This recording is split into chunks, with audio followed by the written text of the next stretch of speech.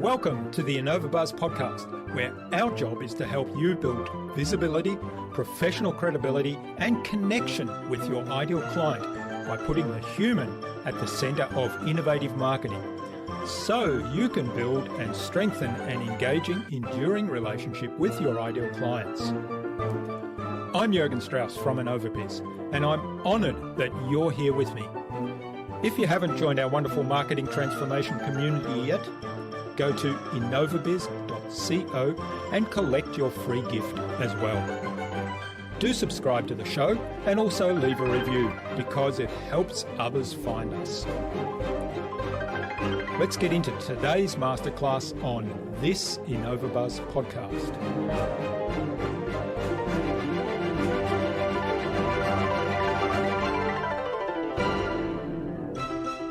To differentiate is actually understand what value you create that others don't. People don't buy things because it has a function or feature. They buy it because of the value it creates for them. And if you can differentiate your value, then that will allow you to differentiate your product or your innovation.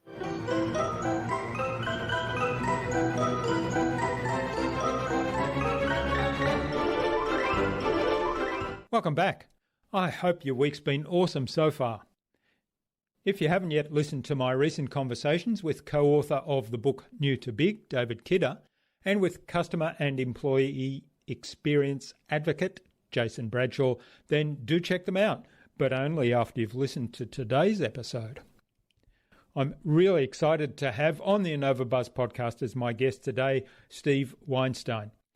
With a background that spans technology, product development, and entertainment, Steve is an innovation expert, an entrepreneur and educator who enjoys building products or teaching others how to build companies using lean startup techniques. Steve is a Senior VP of Strategy at BMNT Inc., helping to create pipelines of innovation that companies, government agencies, and other large organizations can use to stay competitive. A former C-level executive at a number of startups, Steve teaches entrepreneurship classes, including Steve Blank's Lean LaunchPad course, as well as Hacking for Defense and its sister courses Hacking for Social Impact and Hacking for Oceans at multiple major universities, including UC Berkeley and Stanford. Before joining BMNT, Steve was founder and CEO of Motion Picture Laboratories, the Silicon Valley-based R&D center funded directly by the 6 Hollywood major studios. He was Chief Technology Officer of Deluxe Entertainment, guided the transition from physical technologies to e-commerce at Rovi Corporation and at Vicinity, a mapping company that was acquired by Microsoft in 2002. In our discussion today, Steve talked to me about creating value beyond the profit dollars. We talked about the impact of customer perception on brands. And we talked about what mission-driven organizations are and how they behave. So without further ado then, let's fly into the hive and get the buzz from Steve Weinstein.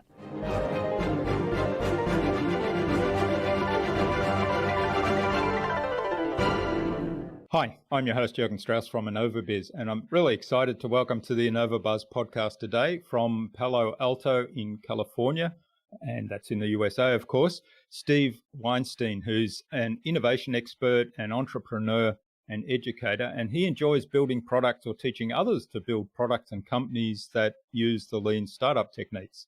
Steve's also Senior VP of Strategy at BMNT Inc.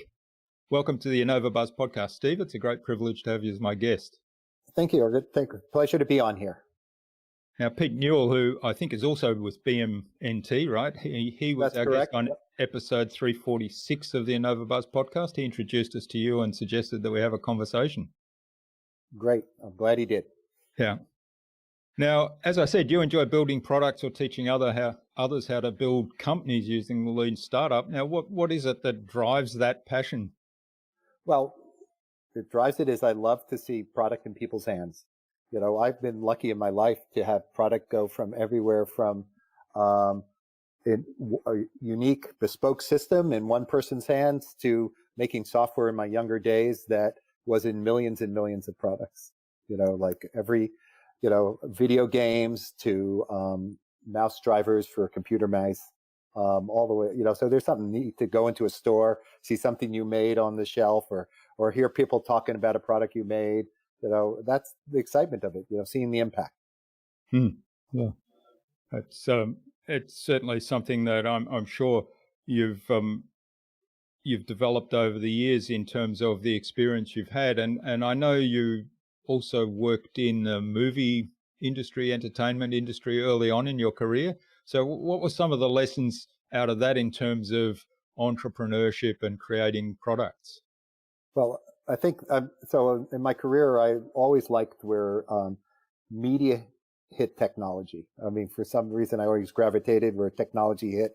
Whether it's the visual arts, the print arts, the music, the sound arts, and creativity is a form of entrepreneurship. It's a form of innovation, right? I mean, you start with a blank piece of paper or a blank idea, and you create something. And at the end of it, you have a movie, you have a song, you have something. And I always liked the idea of making tools and helping those people create something. One being a tool in somebody's tool chest is more fun than just being the end user product. And innovation with creatives is very different. I mean, you have all these different constituencies that you're kind of trying to get to work together. A creative temperament, as they say, working together with the technology engineer who is sometimes wants repeatable and predictable. And then you have on top of that the idea that you want to make a business out of it, make a profit so you can live another day. Right? With your podcast, right? I mean, you need to have a little bit of commercialization to afford to do it. Yeah. Got to have some revenue coming in to cover costs at least, and perhaps keep the food on the table. Yeah. All right. Now you talk a lot about mission-driven entrepreneurship. So what does that mean to you? So as I spent most of my career dreaming up ideas that, and working with people who had ideas and creating companies and creating products for them. In the last, I say 5 or 6 years, like I spent some time with Steve Blank, who I think was on I had a podcast with you a long time ago, and Alexander Osterwalder, who I think also had a podcast with you. Yes. And this whole lean movement of the lean startup that him and those two and Eric Ries created, was basically, I have a good idea. Does anybody care? Will they buy it if I make one? Okay. And that kind of resonated with me. But over time, I was thinking, well, what's the impact? What does it change the world? Is the world a better place? And for a long time, I maybe convinced myself that entertainment, the world is a better place. People are happier, less stressed, lower, but as I've gotten a little older, I realized that maybe not be enough. And so is there an idea that you have a mission or, for the social good, solving ocean health? I've been involved in a university program called Hacking for Oceans, Environmental Oceans. Can you be driven in such a way that you can marry entrepreneurship with social impact, and whether it's social and together? And those are what I'll call mission-driven entrepreneurs.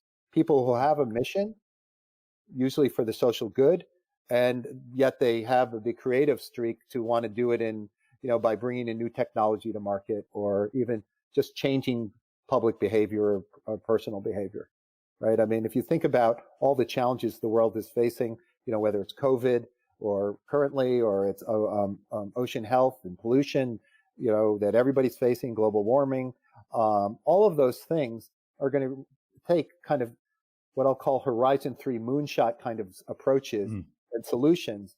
And you're not going to get those by doing in the US, they have this phrase, leave no footprints research. A lot of people do leave no footprints.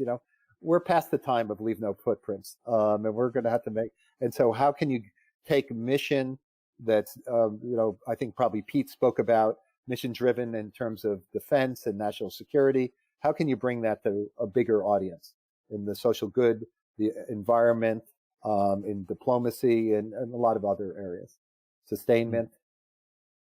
Hope that answered your question.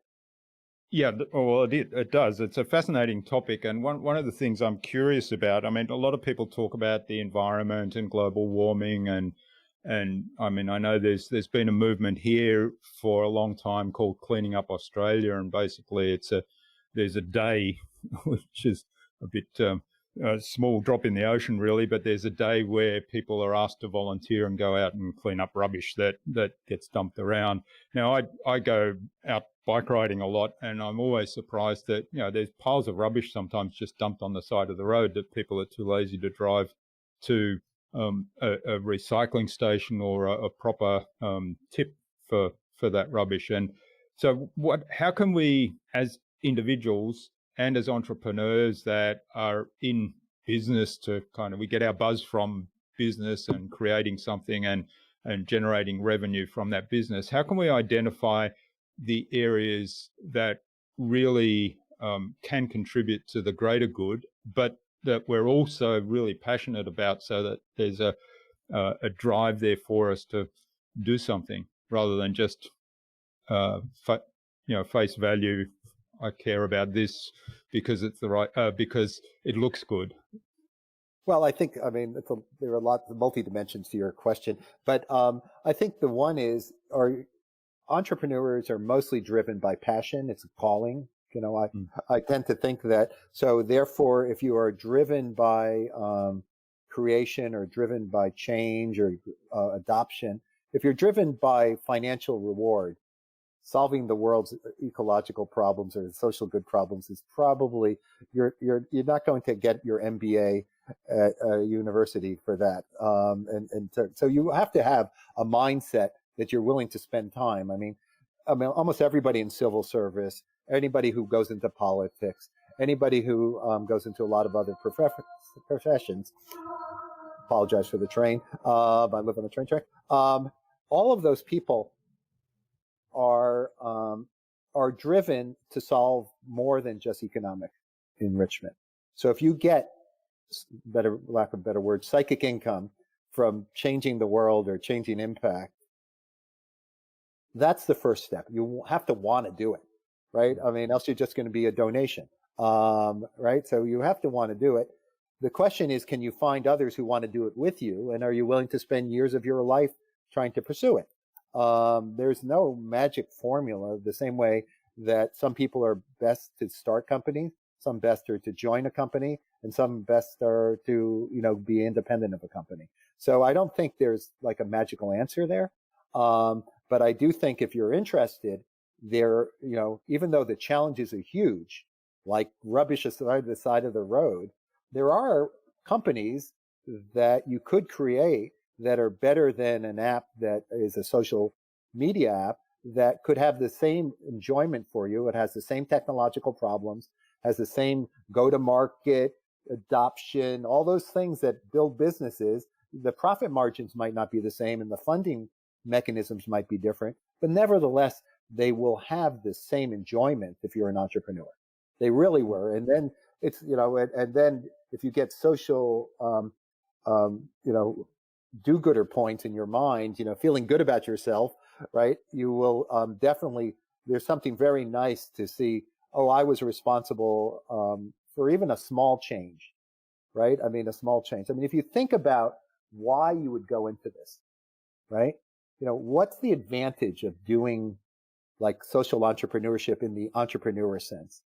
Well, one, I think if you build a company built around the tech or however you build it, you'll feel good about yourself and you can build a brand that's exciting, right? A brand that stands for something, right? I mean, a lot of these brands, what does Microsoft stand for? What does Google stand for?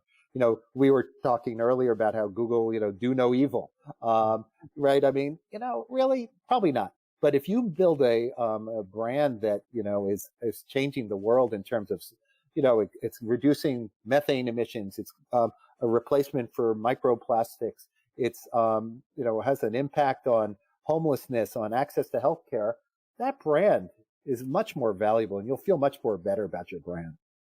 The other thing is,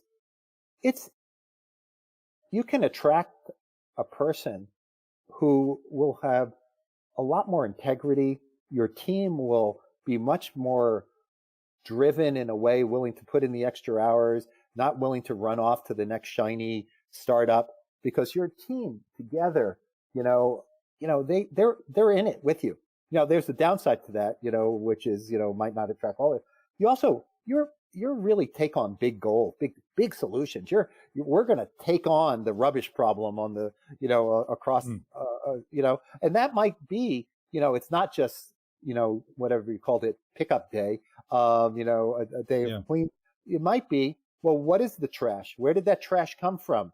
Is it made out of a material that it should have never been? Right? I mean, everywhere in the world, they got all, alternative plastic straws, right? Because plastic straws became the cool thing to get rid of. Realistically, the solution to straws was no straws. Yeah.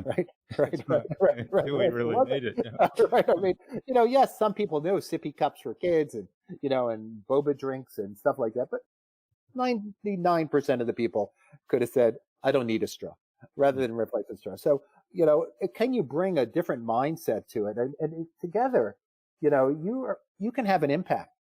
I mean, if a lot of entrepreneurs, they like, what are they in it for? They're in it for a scorecard in their mind. And hopefully we can build a generation of people who they think the impact is how to judge success, not that they're on the, richest people in the world index. Yeah. That's a long answer to your question, but hopefully not. Yes, that does. So, but certainly, obviously ego is a big thing in entrepreneurship, and we like to feel good about ourselves. And as you point out, there's lots of different ways to do that. So you don't need to simply restrict it to aspiring to the Rich 500 list or whatever.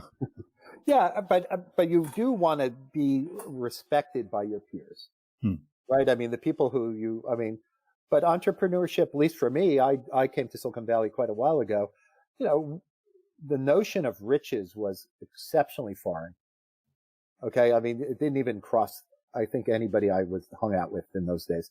Only in the recent, when nerds became cool, and venture capital overcompensated, for extracting value before the value was created, came into being, right? Because, right, I mean, companies close all the time. That doesn't mean the venture capitalists, the risk capital, the people involved lost money, right? I mean, WeWork, which is the big flame out worldwide, basically all the early investors still made a ton of money, 10 times their money. Yet they didn't make anything that sustained, right? And so there's kind of the weights have changed on, when value is created. When I came out here, value was created when your company was profitable. And that was the first metric of ability to extract money out, or rewards out. Now it's only, that's step like 20, right? I mean, and the thing. So that's, so hopefully those people, who are attracted to that, I think, and it seems to be true, if you open people's eyes that there's another path that maybe not as lucrative, but definitely as rewarding, it seems to be resonating. It seems to be that there's an unmet need of bringing entrepreneurship to mission-driven individuals. You see a little bit of it, but it's just I can see it now, in the universities I'm involved with, and in the programs I'm involved with that, kind of with the governments.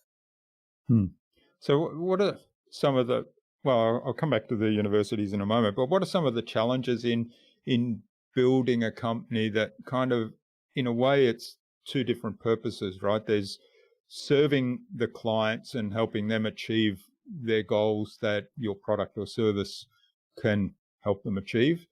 And at the same time, this passion that, let's say, I have as the entrepreneur to have an influence on the world beyond my company and beyond my customer base? Yeah, so I mean, I think it actually gets a little more parsed than that. There are companies that have social good that can be very profitable. Okay, you could argue that electric cars, right, are better for the environment, better for the world, in all those regards, and that's a very clear case of having a kind of emission-driven, getting rid of gas combustion, and creating Tesla, right? You know, they're in the synthetic or artificial meat industry, you know, is another case of, you know, they can make a pure profit margin and also do good, right? You know, and those and seem that's obviously the ideal combination, something that is, you know, desired and has and social good in the same bucket.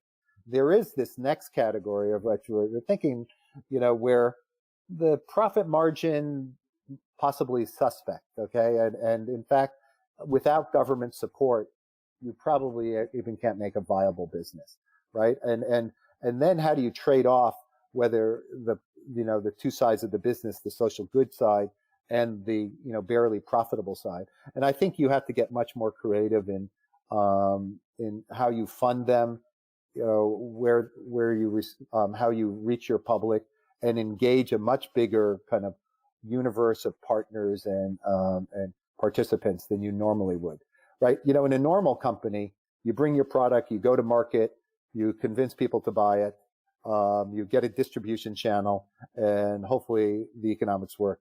In the social good space or the impact space, you have to kind of get buy-in and support. You might have to get legislative, you know, all the way up legal support. You have all these people that you need to build a coalition around that is different than a traditional company. But nevertheless, I think you can trade those off, but you have to be driven to basically on the goal. You know, what is the goal of the company, right? And that requires a different mix of individuals, right? And to your question is, I don't think it's, you know, either or. It's just that you've basically said the goal of the company is X, right? Reduce carbon emissions, you know, reduce microplastics, convert people away from nitrates in the water streams, right? You know, would be, you know, ones that are big goals. And then how do you get there could either be very profitable or unfortunately not. Yeah, yeah. All right. And coming back to you mentioned universities and they're changing their mindset a little bit about how they approach this. So what's the role of educators in general, I guess, in creating kind of this awareness in people going through the education system that, you know, to go into entrepreneurship or even business in general, that there should be some something for the greater good there, as well as just, you know, the traditional role that I grew up with, certainly, of, you know, get a good job, earn a lot of money, become wealthy, and you'll be happy. Yep. Yeah, I mean, I think universities themselves, and I think, you know, when you think about Gen Z, that's the people going through schools right now, they already are seem to have, and again, it's young, a moral compass. Okay, that they, brands are being broken right now because they don't stand for what the generation thinks is good, right? So you already have educators are already having this audience that is not necessarily valuing what you said is the responsibility of the school. Okay, so you already have a willing audience. The second thing is that it's academia's responsibility to show people that entrepreneurship, if that's what they are trying to create as part of their programs, that there are other avenues for entrepreneurship. In most universities, it's either take your research and expose it to the world and license it. And if you have a social impact or impact idea on that, you can influence what research goes on in your university. There's a responsibility, my opinion, of the university to have courses that show that entrepreneurship can have a goal, not necessarily a different goal than create the company goal. And, whether it's, as Pete Newell probably spoke about, hacking for defense, hacking, entrepreneurship for oceans, for sustainability, for political, freedom of the press, kind of get the word out, to preventing the bad word out. All of those things, I think it's the responsibility of the university to open the eyes of their students. I unfortunately, or fortunately, depending upon my day of thinking about it, live in Silicon Valley, and Silicon Valley basically manufactures people who go to Google, Amazon, Apple, Facebook, Salesforce.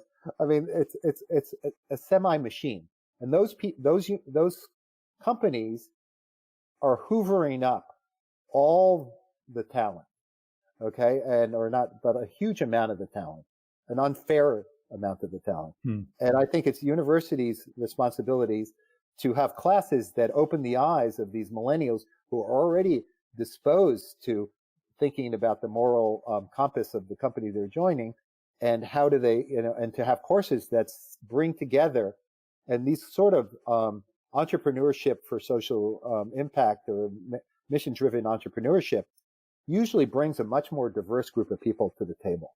It brings people from policy. It brings people from the law. It brings people from, the medical. It brings people, not just engineers and MBAs.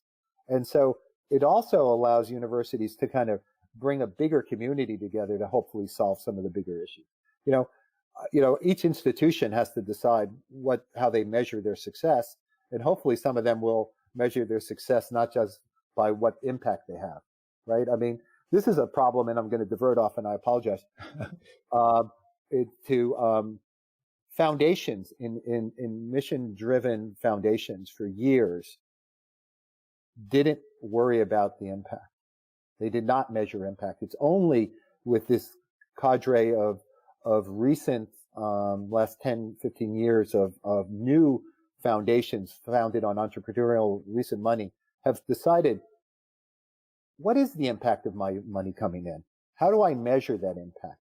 How do I know? And I think that's filtering out to grant money that's going into universities, which is changing the mindset of people in universities, which is also changing, and then we have these students coming in already predisposed. So I think it's a very strong, very vital responsibility of the university.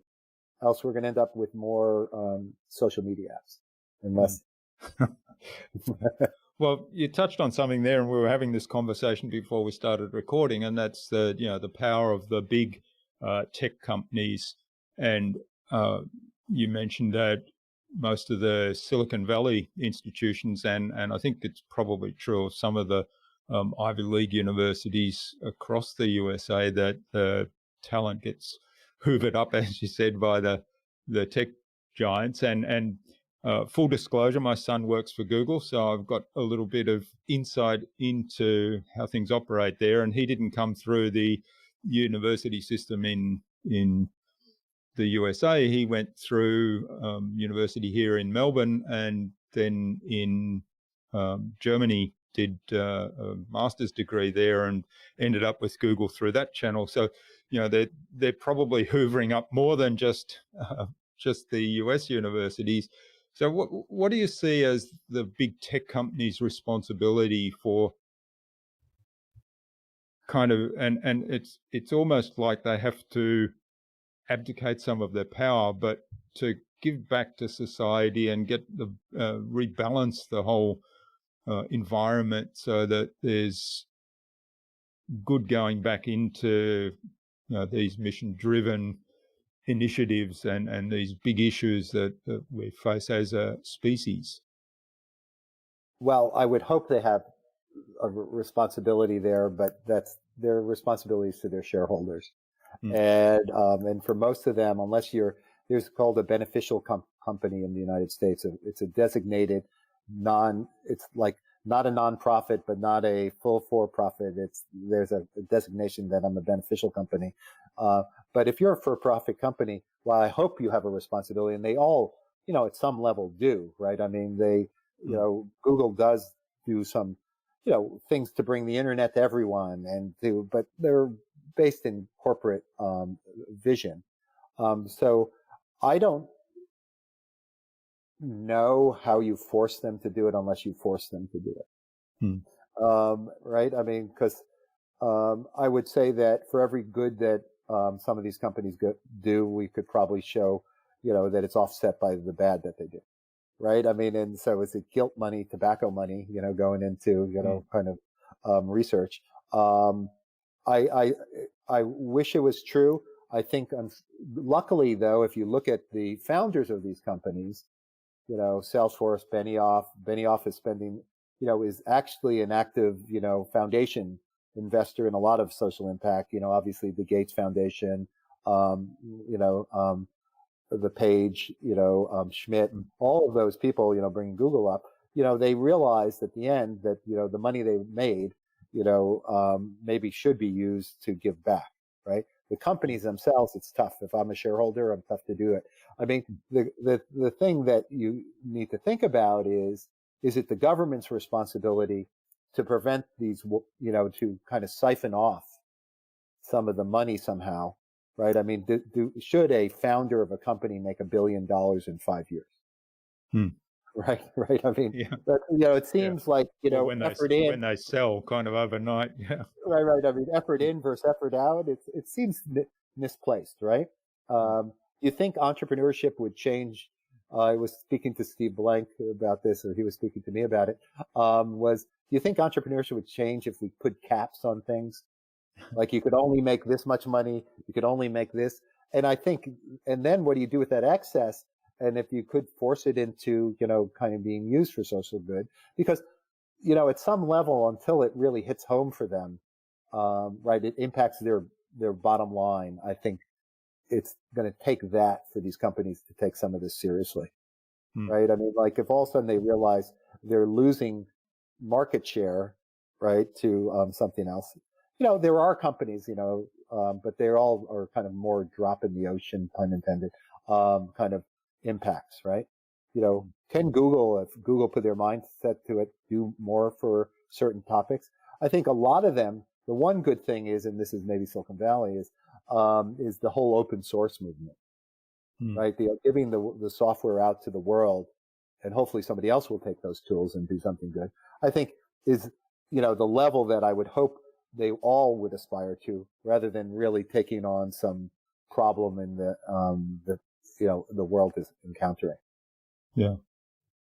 Well, that's an interesting challenge, and I guess one of the things that, I had a thought, an interesting thought, because you said, how do you force people to kind of take some of that profit or cap the profit? I'm not sure if you're familiar with Mike McAllowitz's work around profit first.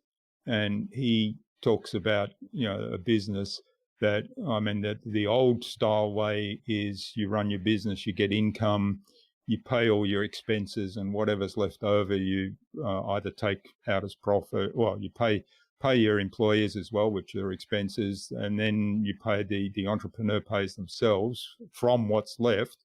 And then if there's anything left over, that's profit. So he's turned that around and said, well, profit goes first. You determine what your profit is, you take that out, then you pay the owner, and then you you've got what's left over is what expenses you can have. So that's all you can afford. So he turns that around, and I'm wondering, can you take that philosophy and say, well, first of all, there's this contribution to some greater good, some pool that does some greater good, and then you do profit and so on. Yeah, I mean, again, back to your original questions on mission-driven entrepreneurship. Part of it is that I want to solve this problem. You can't force people to want to solve it, right? I mean, entrepreneurs are driven to do what they're doing and building teams to solve it. Forcing a company to do that, it's tough, right? Yeah. You've seen a little bit, the governments take on like the cost of pharma, right, for third world and for places, and saying, hey, it's your social responsibility. So there are cases where government pressure can be brought to bear on these problems, but I think they're going to be more isolated than all of a sudden Google is going to be a great place to.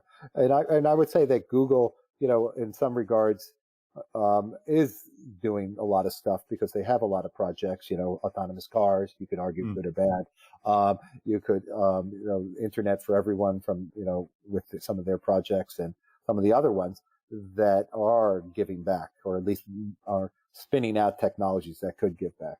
Some of the other ones you could argue are probably not doing their job yet. Yeah. Well, we certainly, I guess, with the farmer example, there's a big challenge coming up right now, right? We've got probably about 4 or 5 really exciting developments in the vaccine area, and once they're ready for prime time, ready to be released to the public, then there's the big question about making that available to everybody, particularly in third world countries where people can't afford to pay a lot of money, and where they're probably needed more than in some of the developed world because of the inability because of the population density, really, and the conditions that people are living in. They can't do social distancing as easily. Yeah, I think, and you're seeing this exact problem a little bit. If you look at, I read an article yesterday that Canada bought 8 or 9 doses of vaccine for every person in the country. Right? So they overbought. Yeah. They didn't, they hedged their bets. It's like, betting on a roulette wheel. So they kind of sucked up production from all these companies when they might not need it. Because they don't need 8 or 9 doses for every person. There might be a very good ripple effect from that, in the sense that there are going to be all these excess doses that these companies made, that they might, be able to push off into a market at different costs. Yeah. So, but it is, I think you're seeing very much the bad behaviors and the good behaviors under COVID. Right, the good behavior is everybody got together and is doing discovery on drugs. The bad behavior is I come first when it comes to getting the vaccine. Yeah, that's right. And in some ways, the idea of open source there is probably being it started off in that way, but it's now everybody's in terms from the companies, they're saying, "Oh, we're going to patent this particular technology we've got, and then we're not going to make it available to other people to produce, or our competitors in particular." Yeah, no, I think, I think it's, the barriers are going to go up again, right? As soon as we turn into solve the problem, you're going to see barriers going up, right? Everybody's going to go back to a little bit of behavior as normal. In fact, there's going to be what I'll think of looking in, right? Because I have to get myself healthy, whatever that means. The country needs to get healthy, the individual, the company, the family, all have to get healthy. And that's going to make possibly for a less sharing, less, open, kind of society. Right? Yeah. And in some ways, thinking back to entrepreneurship in general, it's kind of, again, it's a balance, isn't it? Because if I sacrifice my own health to make somebody else healthy, at some point I'm no good to anyone else, really. So it's a balance between, I've got to make sure I'm healthy so I can help others, but I've also got to make sure that I do have the attitude of helping others, and not, okay, I'm going to keep everything for myself, and I'll keep some reserves back just in case, in case I need 2 or 3 doses of that vaccine. Maybe when they tell me it's good for a year or 2 years, maybe that will be wrong. Maybe it'll be only 6 months. So I better have some in reserve. Right. In the United States, I don't know if it's the same in Australia, it's a version of it's snowing, I need to get milk. In the United States, it's, COVID is coming, I need to get toilet paper. And there was a massive run. That was the first thing here that went. Yeah, which is, right, it was kind of a panic, right, about, sure, right, if everybody just said it's not going to be a shortage, nothing would have happened, right? But it is this kind of inelasticity of fear versus, reality. And and how it rubber bands, like the same way if everybody stayed the same speed on the highway, we'd all go 5 or 10 miles an hour faster, except everybody goes a little faster, a little slower, a little faster. Yeah. You know, I want to get there faster than you, therefore I'm going to cause this ripple effect behind me. Yeah, there's a lot of counterintuitive stuff that people don't understand. Yeah. All right. One other question, talking about, the return for the shareholder and the drive to generate that profit, how can we, or what can be done to change that mindset a little bit so that the shareholder accepts that, hey, it's not going to be this skyrocketing return all the time at the expense of other things being neglected? Well, I think you have to go for alternative sources of money, whether it's foundation money or venture funds that were set up for social good to begin with, risk capital that was set up, that they told you going in that, where our goals are limited, to foundations that just, it's grant money, to family home offices or rich individuals who realize some part of their wealth they should give back. But the notion that you're going to change the behavior of a venture fund without the support of a partner or the people who gave them money, it's, going to be a little short-sighted, right? Now, mind you, as we said earlier, there are very good ideas that will be profitable, okay, that will potentially return, the same level of returns as and those are the ideal, right? Those are the sweet spot of impact, right? I mean, I think you're talking mostly about the ones where, the odds are pretty good if your only customer is fishers off the coast of, around the odds of making a very profitable business are going to be hard, right? And therefore you have to have the investment mindset of those who are contributing, that's okay. Not everybody, wants their entire portfolio to be high return, high risk, right? And this is an asset class, right? It's high impact, solid, average return, and then foundations are solid, no return, high impact, right? So I think it's a continuum. All right. Well, this is fabulous, Steve. I could go on ages exploring these philosophical questions about changing mindset around profit and doing good in the world. But I'm just aware of the time, want to be respectful of your time. So I think it's a good point now to move on to the Buzz, which is our innovation round, and it's designed to help our listeners. I don't remember these questions at all. That's fine. It's no trick questions, no wrong answers either. So hopefully you'll give us some insightful answers and inspire our listener to go and do something awesome as a result today. So what do you think the number one thing is anyone needs to do to be more innovative? One thing to be more innovative, it's kind of give yourself the time. Give yourself the time and set a goal. If you don't spend time on task, then you can't be innovative. The other thing is realize what you bring to the party and team up with somebody who brings what you lack. Right? It's a coalition. 2 people is better than 1 person for most anything, right? And 3 is probably better than others, right? Yeah, love that idea. Yeah, looking for connecting with other people and complementing skills. Yeah. Right. All right. Now, what's the best thing you've done to develop new ideas? What's the best thing? Oh, I think it's giving back and working with students because it gives me a whole new mindset. Ever since I've started being back part of the academic community, it's being around people who look at the world differently. Right. I'm an engineer, and when I first started out in my career, I thought I could compute what everybody was thinking, and I could, I was like, I knew what it was to do everything, and it's only by being around others I realized I don't know anything, and that their mindset is, is so different. I mean, that's been the best thing for me, to be around others who live it, who are kind of on the beginning of their careers, not in the later part, the second part of their careers. Mm-hmm. Oh, I think it was Weinstein, wasn't it, that said, the more I learn, the more I realize I don't know, and then the more I want to learn. Right, exactly. I mean, being intellectually curious and intellectually thinking you don't know.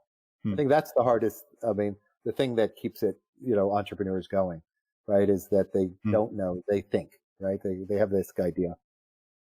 Great. All right. Do you have a favorite resource you use most often? For anything. Whatever.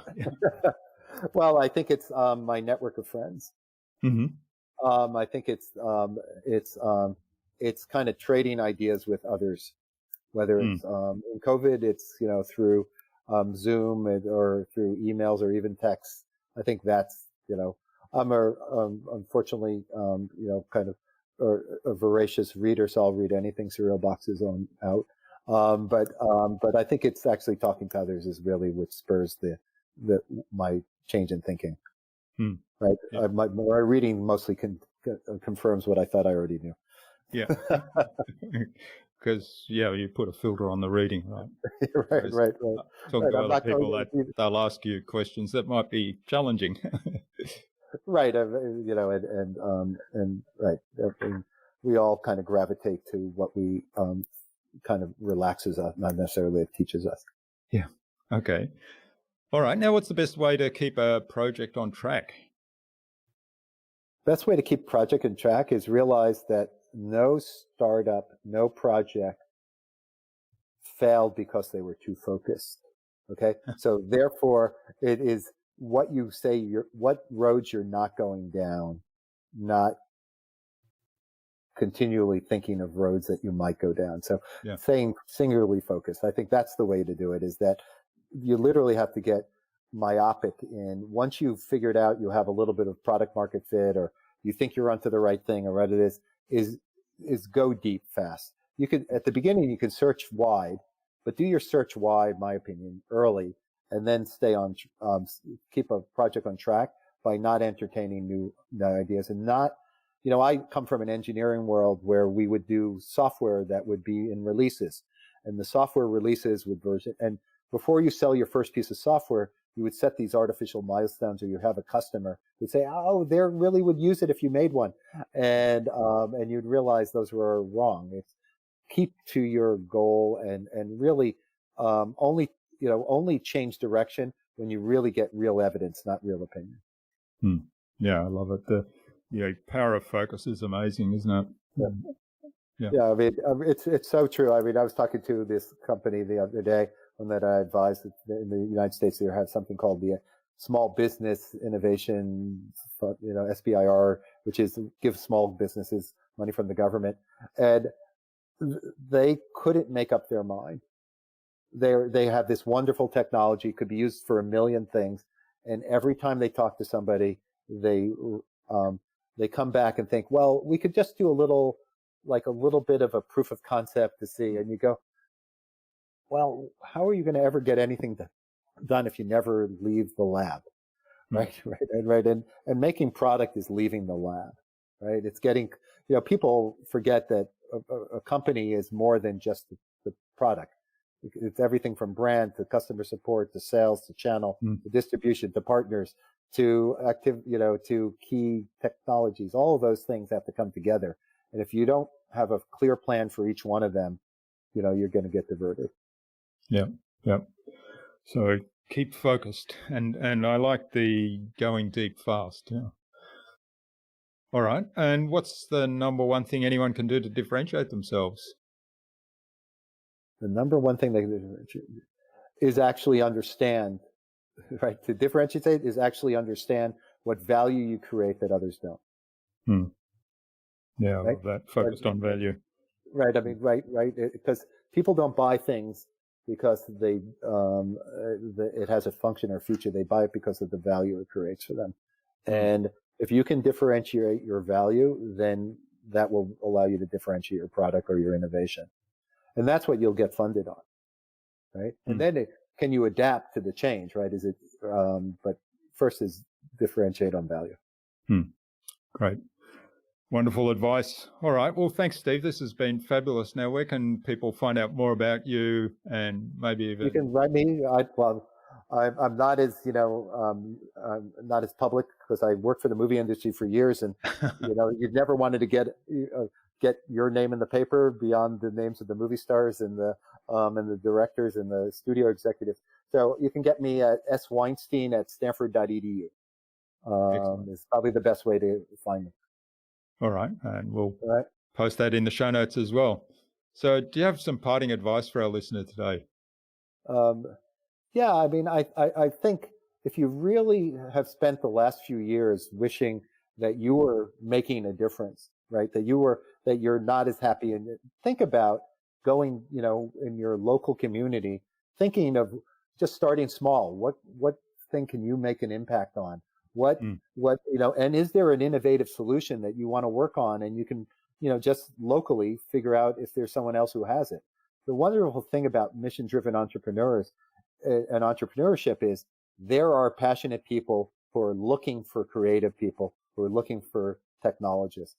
Because they don't know themselves. So if you're an entrepreneur, there is a whole group of people who are waiting to add you to their mix, right? Because they inherently have, that's not in their DNA currently. Great. Right? I love it. So finally, who else do I need to get on this podcast, and why? Given that you've done hundreds of these, where do you feel you're lacking? Where's the hole? Like if we want to go in mission-driven entrepreneurs, right? You might think about this woman, Radhika Malpani, who used to work at Google, or Anmei Chang.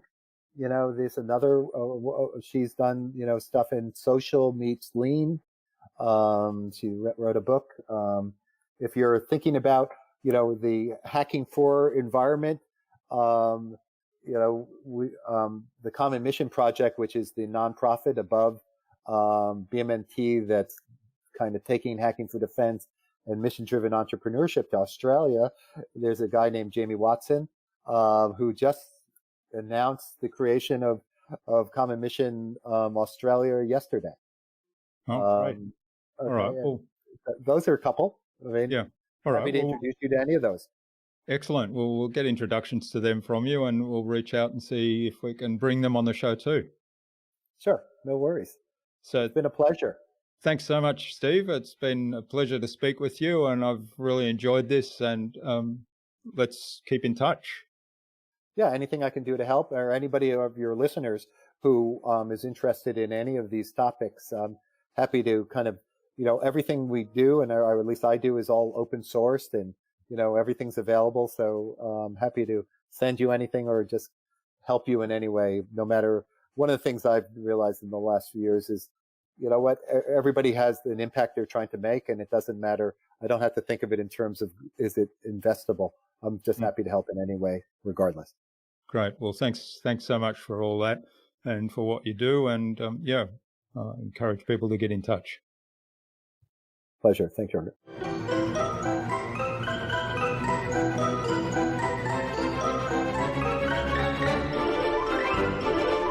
Well, I hope you enjoyed that wonderfully engaging and informative conversation with Steve and took something away from his episode. This was a wide-ranging conversation where we covered a lot of areas, and I really enjoyed exploring the idea of a mission-driven company and how it can do good for our stakeholders, for the community, and for the greater good, all at the same time. I'd love to know what you took away from Steve's episode. Leave a comment below the blog post, which you can find at innovabiz.co/Steve Weinstein. That is STEVEWEINSTEIN. All lowercase, all one word, innovabiz.co/Steve Weinstein. You'll also find contact information there for getting in touch with Steve, as well as links to the BMNT website, the Kindtrope website, his social media pages, and the other resources we spoke about in our conversation today. Now, if you like this episode, please do share it with 2 other people that it might help. And if you tag me in that share, I will reach out to you with a special surprise, just as a thank you for helping to get this valuable information out to more people.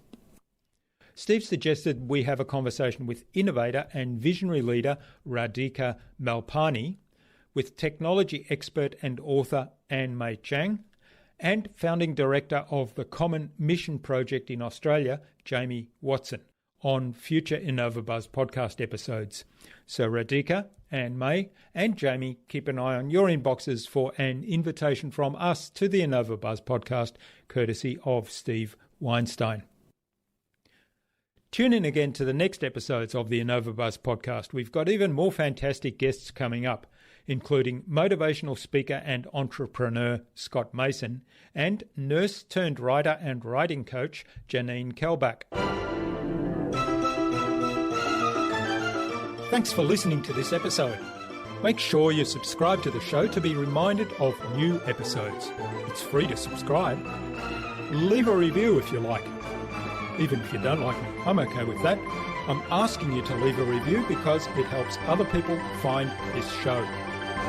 Go to innovabiz.co to join our marketing transformation community and access a free gift my team and I made for you. It's the Marketing Master Mini Class. We want to give you everything you need to transform your marketing into a human-centered, relationship-focused growth engine. Until next time, I'm Jürgen Strauss from InnovaBiz. Remember, be awesome and keep innovating.